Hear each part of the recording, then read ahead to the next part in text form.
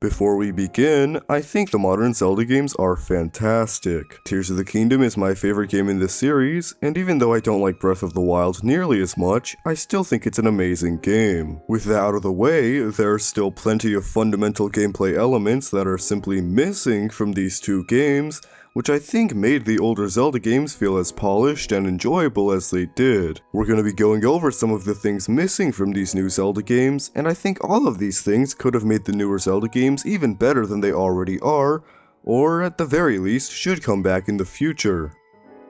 One thing that I think is missing from Zelda now, and made a lot of Zelda games as iconic as they were, are the many companions who followed Link throughout his adventures. I know a lot of people have said that they don't like the companions in most Zelda games, and that's usually supposedly because they're too intrusive or talkative, but I don't really buy that. Navi in particular, in my opinion, is given way more hate than is necessary, and I thought a lot of her advice was actually pretty useful for a first playthrough. The reminders every now and then of what I had to do next were really helpful every time I came back to Ocarina of Time after a break, and I think calling something like that intrusive is a pretty big stretch. Now, I have also heard a lot of complaints about Fi from Skyward Sword being intrusive, possibly even more so than Navi, but that's the one 3D Zelda game I haven't played yet, so I'm not really able to defend her. Another reason that companions are so important in Zelda is that it gives these games an actual character following the main quest. Link is cool and all, and there's a little bit of character in there, but for the most part he's a really generic hero archetype. Having a companion present for most of these games gives the game a character that people can actually get attached to rather than reoccurring characters who aren't bad, but aren't very interesting either. Midna leaving at the end of Twilight Princess only mattered to a lot of people because you got to go through a 30+ hour adventure with Midna by your side. If we had even heard Midna's backstory and seen her a couple of times throughout the game, her leaving wouldn't have mattered since nothing would have been lost. Midna is a pretty extreme example since she's arguably one of the most interesting characters in the series, but some of the other companions leaving at the end like Navi or the King of the Red Lions still felt important since those characters were present through the whole game. I don't really care about the characters in Breath of the Wild, and I especially don't care about any of the characters in Tears of the Kingdom. You could definitely say that's a separate issue, but at least a good companion would give the game some sort of character worth getting attached to. You could definitely make the argument that a companion throughout the entire game wouldn't work very well in Breath of the Wild, since the game was going for an isolated and melancholy feeling, and Tears of the Kingdom wouldn't work well cause it's a sequel, but it just feels wrong to not have a companion in a Zelda game, and hopefully there's some sort of companion in the next Zelda game.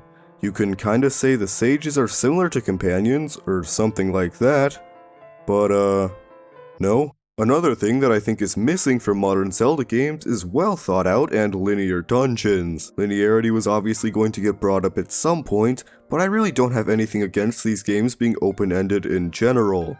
The problem is that puzzles, and dungeons in particular, have to be linear in one way or another, and modern Zelda kinda just ignores that. Locked doors and dungeon keys were the main way that old Zelda games could keep their dungeons somewhat open while still forcing the player to go down a certain path. You can do a lot of things in different orders and whatnot, but at the end of the day you still need to find those keys to progress. The difficulty curve for solving puzzles in dungeons and fighting enemies was also a lot better in these older games, since the developers still had a general idea of where the player would be depending on what they've done so far. Modern Zelda dungeons simply aren't able to introduce a new idea and gradually implement it more and more into a dungeon, since the player can go anywhere in the dungeon in any order. Because of this, modern Zelda games have also completely done away with mini-bosses, which was a staple that made dungeons in the past so fun. Mini-bosses were used as a way to tell the player that they were roughly halfway through a dungeon, or at least, getting there, and the player would almost always get a key item as a reward after beating a mini-boss,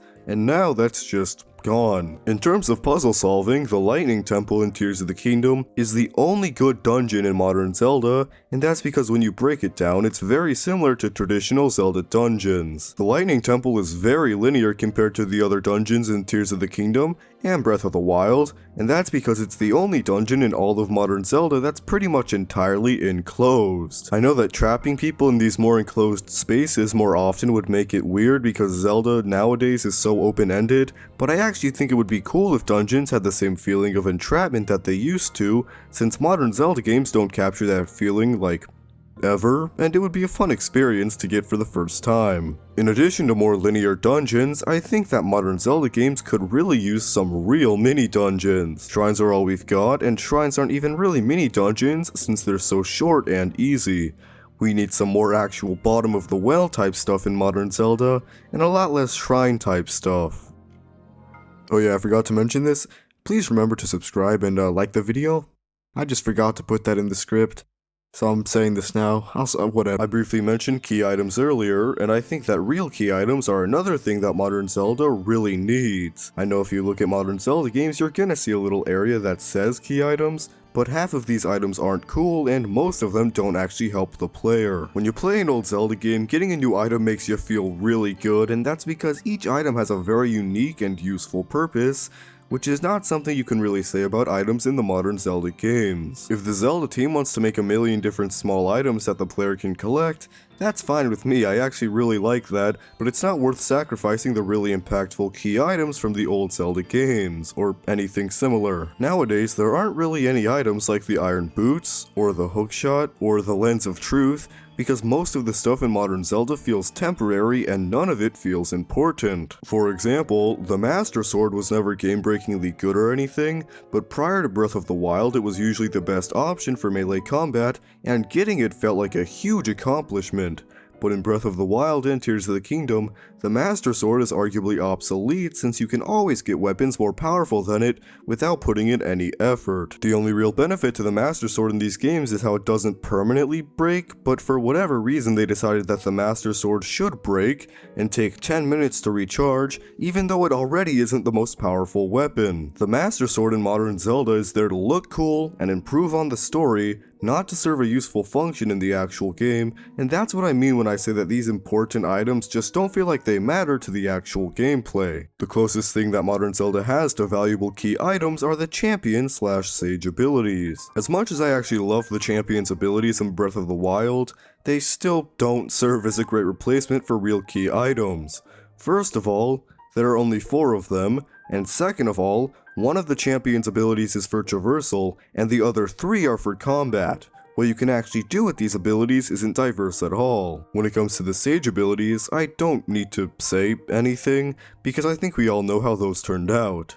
Even if the sage abilities made sense as a replacement for key items, it would still suck since these abilities themselves are awful. You could also say that the runes are kind of a replacement for key items, and while I think that might make more sense than the stuff we just talked about, I don't think it's the same either. Since you get all of the runes during the tutorial stages of both modern Zelda games, it's not like you gradually get to unlock the world through these abilities. In classic Zelda games, key items usually unlock an entirely new area, or at least a small section within an area of the map. Breath of the Wild and Tears of the Kingdom are open world games, sure, but that doesn't mean they can't have small areas blocked off until the player gets a certain item, which is kind of what I want. I think that's what made the paraglider feel so satisfying to get back in Breath of the Wild, and it's why I would say that the paraglider is one of the only good key items in modern Zelda.